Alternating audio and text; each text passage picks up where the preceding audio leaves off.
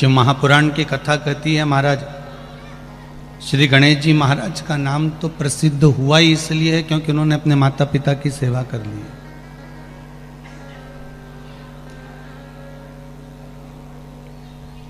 नहीं तो शीश कट गया था, मस्तक कटा हुआ था,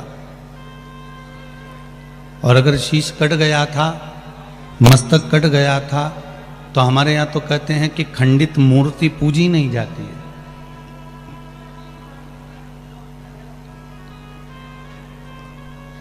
अगर शीश कट गया, मस्तक कट गया, तो फिर गणेश जी की पूजन प्रथम गिनती में कैसे आ गई? क्योंकि उन्होंने एक कार्य बड़ा प्रबल करा था, एक काम अच्छा करा। क्या करा था? उन्होंने अपने माता पिता की सेवा करी थी, अपने माता पिता की परिक्रमा करी थी। और अगर माता पिता की परिक्रमा में, माता पिता की सेवा में जीव तल्लीन है, माता पिता की सेवा में अगर तत्परता में लगा हुआ है, माता पिता की सेवा में अगर वो समर्पित भावों से लगा हुआ है, कोई लोभ और लालच से नहीं, कोई लोभ और लालच उसके भीतर नहीं है कि मुझे माता पिता अगर चाबी देंगे या रकम देंगे या धन देंगे या दौलत देंगे तो ही मैं सेवा करूं। नहीं नहीं, बिना लालच के, बिना लोभ के।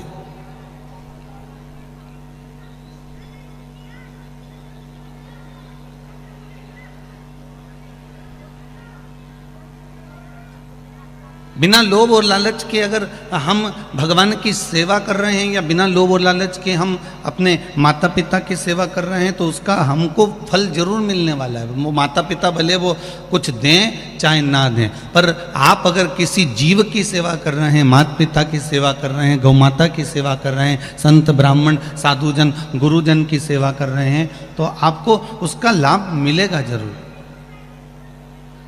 उसका लाभ अवश्य प्राप्त होगा। ठीक है, उसका लाभ आपको मिल जाएगा।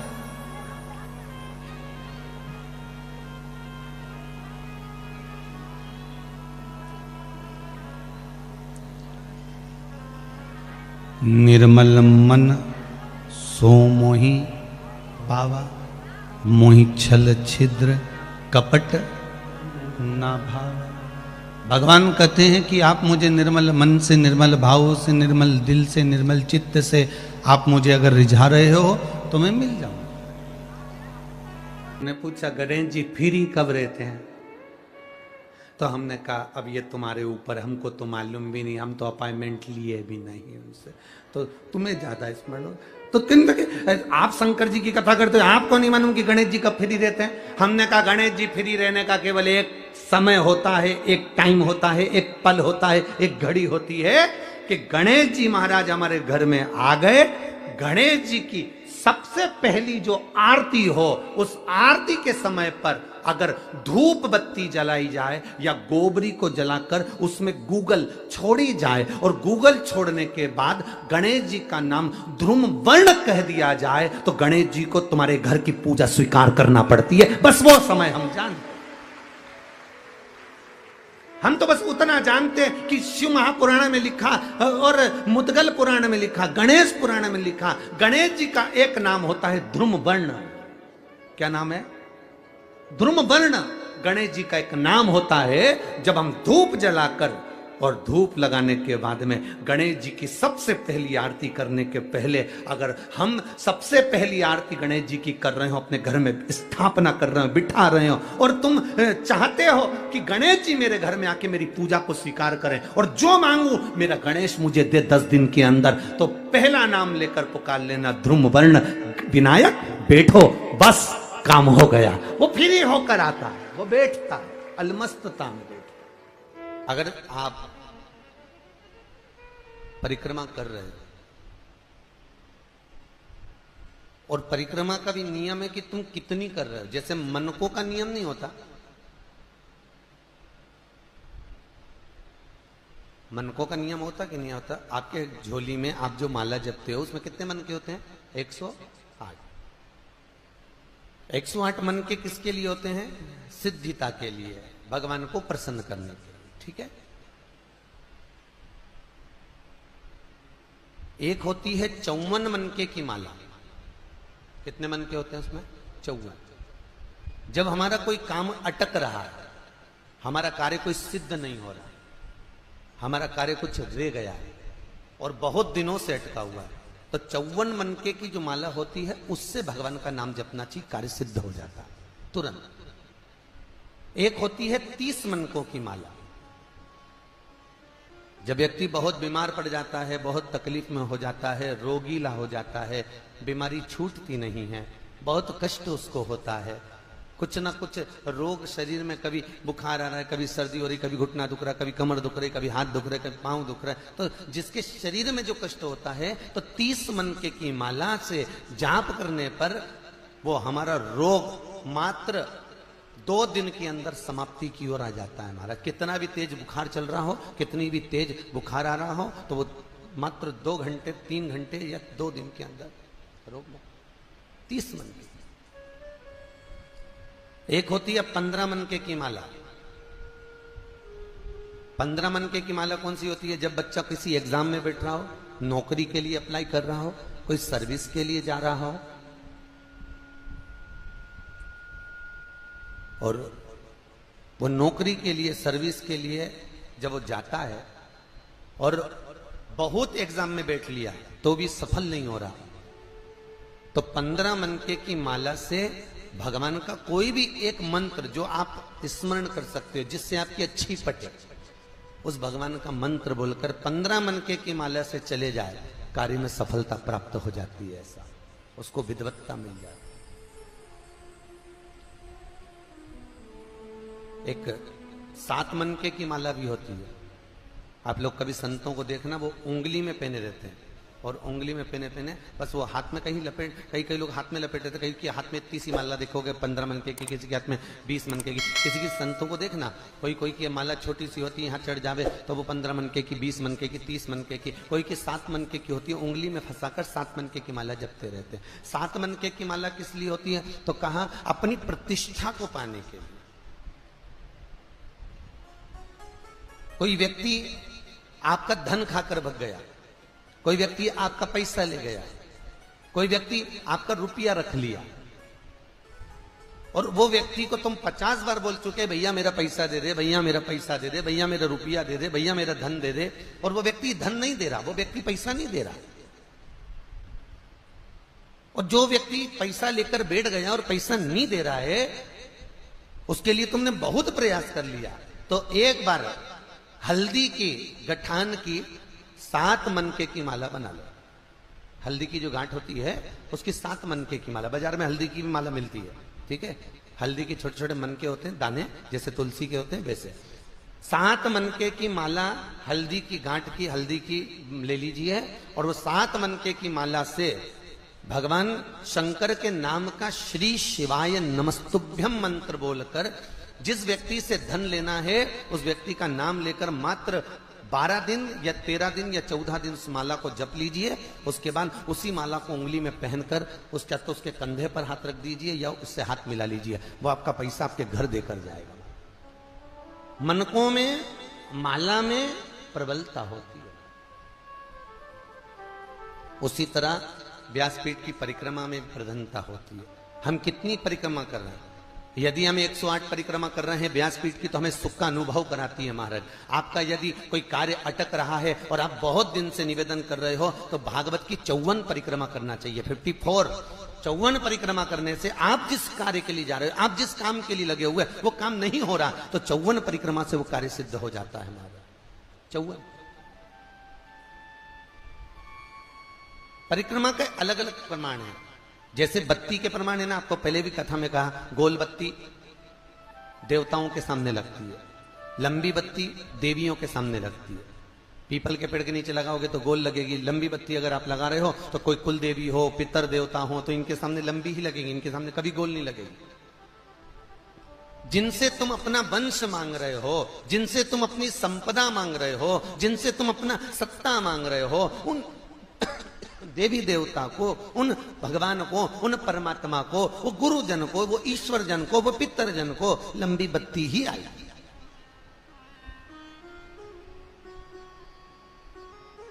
पीपल के पेड़ के नीचे कभी लंबी बत्ती नहीं आती, याद रखना, पीपल के पेड़ के नीचे हमेशा गोल बत्ती है। अगर लंबी बत्ती आपने पीपल के पेड़ के नीचे लगाई है तो उसमें दरिद्रता देवी का वासा हो जाता है, ठीक है, ज्येष्ठा का। और अगर गोल बत्ती लगाई है तो नारायण का वासा होता है, उसमें लक्ष्मी का वासा है। जो लगाता है उसको फलीभूत होती है, उसको श्रेष्ठता होती है। तो यहां परिक्रमा का प्रधान है। और भागवत महारानी की परिक्रमा जब भी करी जाती है तो जहां व्यास जी महाराज बैठते हैं तो व्यास जी का जो राइट हैंड होता है, जैसे ये भाग, तो इस कोने से परिक्रमा प्रारंभ कर कर इस कोने पर एक गिनी जाती है। पर ज्यादातर लोग भागवत की जो परिक्रमा करते हैं आगे से प्रारंभ कर कर आगे जाकर प्रथम मान लेते हैं। पर भागवत के मुखाग्रविंद चरणारविंद का जो स्मरण किया जाता है, भगवान इस प्रकार से लेटे हुए द्वादश अक्षर, तो भगवान के चरणारविंद से परिक्रमा को प्रारंभ कर कर भगवान के चरणारविंद पर विराम दी जाए। भागवत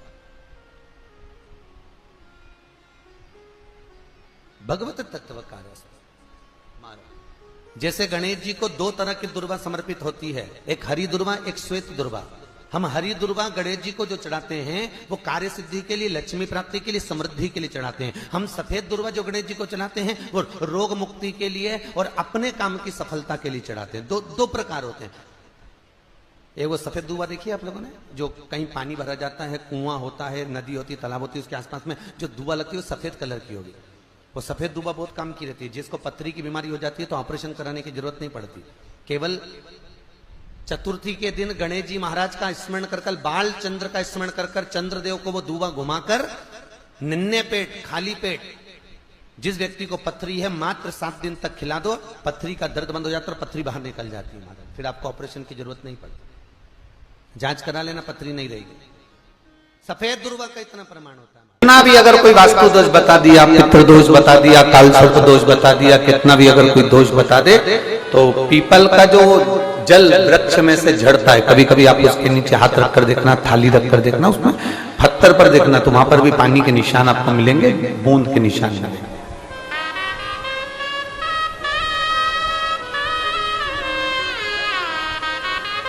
मात्र उस पीपल के वृक्ष के जल की एक बिंदी, एकमात्र बिंदी, शंकर भगवान का जो शिवलिंग है, जलाधारी है, चरण है, गणेश कार्तिकेय का स्थान है, अशोक सुंदरी का स्थान है, और प्रत्येक जलाधारी में से पानी बीच में से आकर नीचे की ओर गिरता, नीचे की ओर गिरता। आप लोगों के स्मरण में हमने पहले भी बताया कि राइट में किसका स्थान है? गणेश जी का, लेफ्ट में कार्तिकेय, बीच में अशोक सुंदरी। ये क्या है? पार्वती जी का हस्त कमल, शिवलिंग, और ऊपर से जो जल एक एक बूंद शंकर जी के शिवलिंग पर गिर रहा है वो शंकर जी की 5 लड़कियां, जया, विषहरा, शामली बारी, दौतली और देव, शंकर जी की 5 लड़कियों एक एक बूंद पानी शिव जी पर गिरा।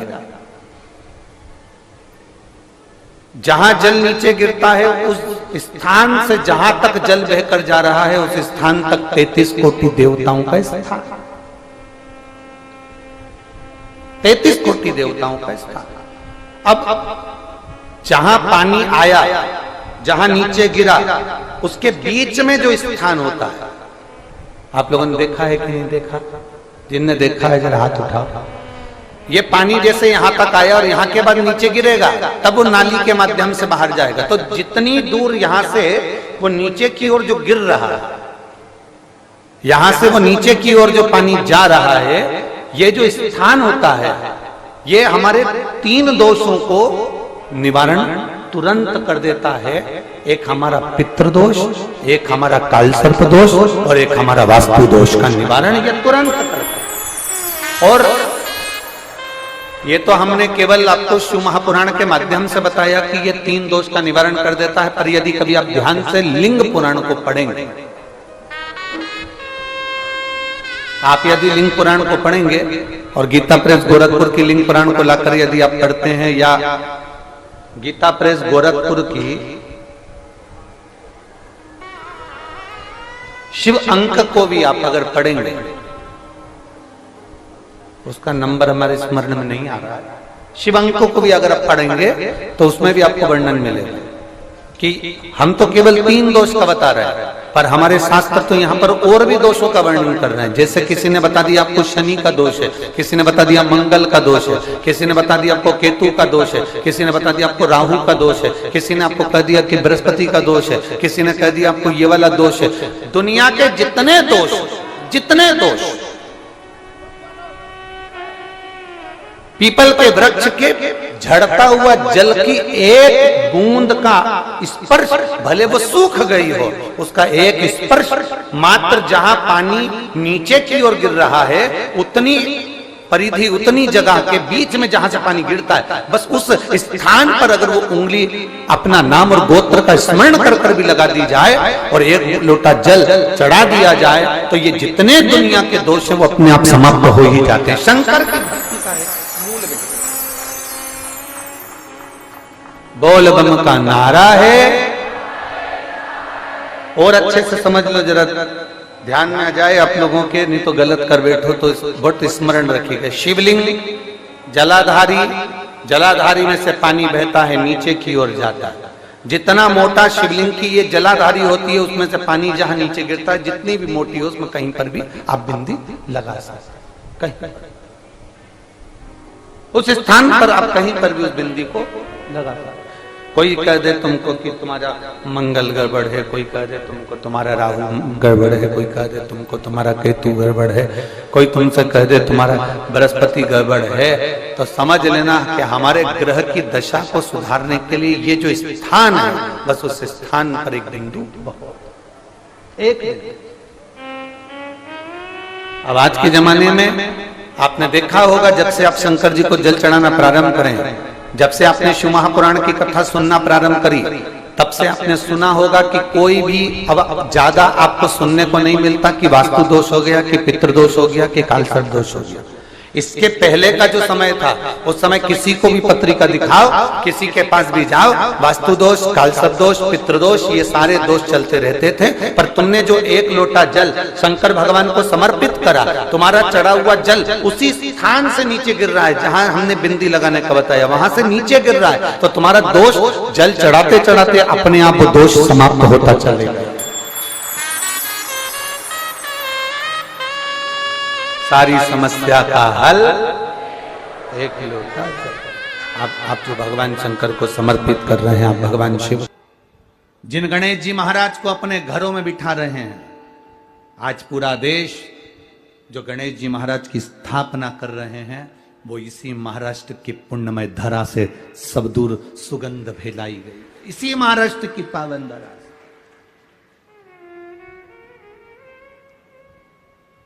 बल्लाल ने माता के चरणों को प्रणाम करा, पिता के चरणों को प्रणाम करा, विद्या अध्ययन करने के लिए भेजा था, पर मन नहीं लगा क्योंकि वो भगवान की सेवा में लगा था। बल्लाल करता क्या था, मिट्टी का तो शिवलिंग बनाता था और मिट्टी का ही गणेश बनाता था।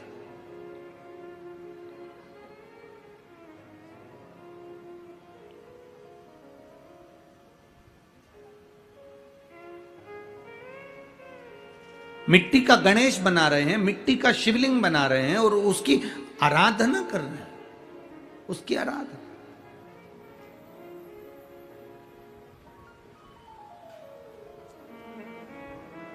अब जो बच्चे उसके साथ विद्या अध्ययन करने गए थे, उनको भी उसने उसी में लगा दिया। जो जैसा होता है वो वैसा दूसरे को भी कराता है।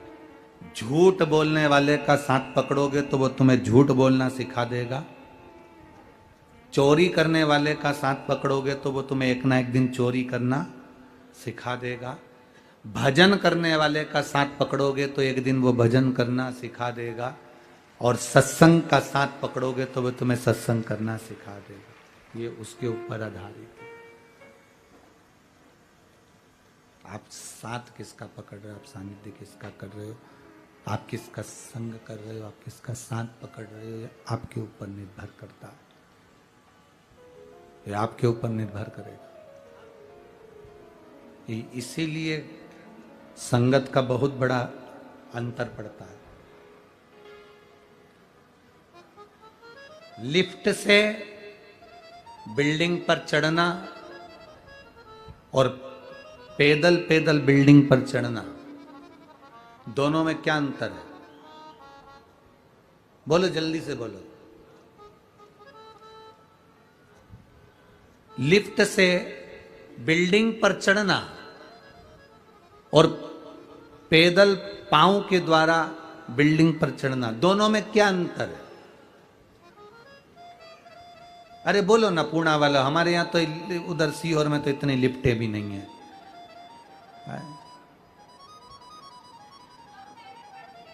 हैं? कम मेहनत पड़ती है, बेटी बोली है कम मेहनत पड़ती है। लिफ्ट से चढ़ना और पैदल चढ़ना, दोनों में क्या अंतर है? दोनों में केवल एक अंतर भारी है। लिफ्ट से चढ़ते हो तो दूसरे के भरोसे चढ़ते हो। बोलो सही है कि गलत है? दूसरे के भरोसे चढ़ते हो। और अगर पैदल चढ़ते हो तो अपने बल पर, अपने पांव के भरोसे पर चढ़ते हो। अपने ऊपर भरोसा है तुम्हें, अपने पांव पर भरोसा।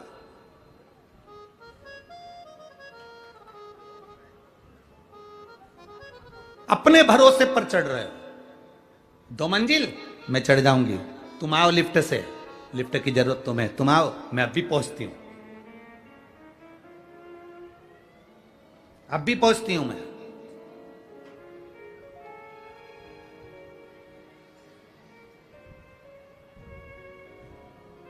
बस शिव महापुराण की कथा यही कह रही है। भगवान से कहना, भोलेनाथ हमें कभी दूसरे की लिफ्ट की जरूरत नहीं पड़े, हमारा भरोसा पक्का रखना, हमारा विश्वास दृढ़ रखना, हमारा भरोसा पक्का रखना।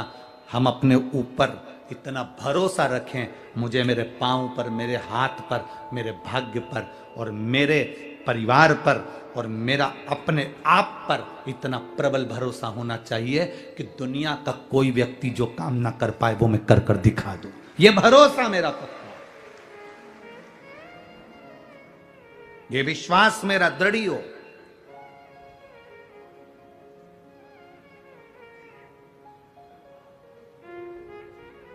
और बल्लाल के विश्वास बड़ा दृढ़ था, भरोसा बड़ा पक्का था। मेरी जीजियों और मेरे जीजाओं और जितने यहां बैठे हैं और जितने टीवी पर कथा सुन रहे हो, आप सबसे कहेंगे शरीर कमजोर पड़ जाए चल जाएगा, उसमें कोई टेंशन मत लेना कि मेरा शरीर कमजोर हो गया। शरीर कमजोर हो जाए चल जाएगा, पर अपने मन को, अपने दिल को कभी कमजोर मत होने देना। शरीर अगर कमजोर हो गया चलेगा, कोई दिक्कत नहीं है। बीमारी आई, शरीर कमजोर हो गया, पर बीमारी आने पर तुम्हारा दिल कमजोर नहीं होना चाहिए। बड़ी से बड़ी बीमारी में भी अगर शरीर बेकार भी हो जाए तो दिल पक्का रखना कि मैं ठीक होकर मानूंगी, यह मेरा विश्वास है। शरीर कमजोर होने से कोई टेंशन मत लो, पर मन कमजोर मत होने देना, दिल कमजोर मत होने देना। व्यक्ति कब टूटता है? शरीर से व्यक्ति जल्दी नहीं टूटता, जो दिल से टूटता है, जो मन से टूटता है। यह कोरोना की बीमारी में जो आधे से ज्यादा मरे हैं ना, वो शरीर से नहीं मरे हैं। जो आधे से ज्यादा मरे हैं उनका दिल टूट गया था, मन टूट गया था। अब कोरोना हो गया, बच पाऊंगा कि नहीं बच पाऊंगा। अब मैं हॉस्पिटल में जा रहा हूं, मैं एम्बुलेंस में बैठकर हॉस्पिटल जा रहा हूं, अब बचूंगा कि नहीं बचूंगा। उनका दिल कमजोर हो गया, मन कमजोर हो गया। शरीर कमजोर होता ना तो चल जाता। और कई कई ऐसे भी हैं, इसी मंडप में बैठे हैं, इन्हीं पंडालों में बैठे हैं, जिनकी उम्र 65 साल 70 साल। कोरोना हो गया, चले भी गए, हॉस्पिटल भी गए, पर घर के लोगों से कह के गए तुम टेंशन मत लो, ऐसा कई कोरोना निकल गया, चिंता मिंता मत करना, आऊंगा वापस। और कई नवयुवक बेटे, कई नवयुवक बेटियां 40 साल 35 साल 25 साल 30 साल तुम्हारी कॉलोनी में, तुम्हारी सोसाइटी में, तुम्हारे आसपास के क्षेत्र में, तुम्हारे मोहल्लों में, तुम्हारे गांव में देखना, जिनकी उम्र 30 साल की थी, 35 साल की, 40 साल की। लड़के नवयुवक 45 साल 50 साल जिनके नवयुवक बेटे बेटियां जो शरीर से अच्छे दिख रहा है, और कोरोना हुआ, हॉस्पिटल गए और मालूम पड़ा, सूचना मिली कि वो तो चले गए, सूचना मिली वो चले गए। कारण शरीर से ज्यादा मन उन्होंने अपना कमजोर कर लिया, दिल कमजोर कर लिया, दिल कमजोर।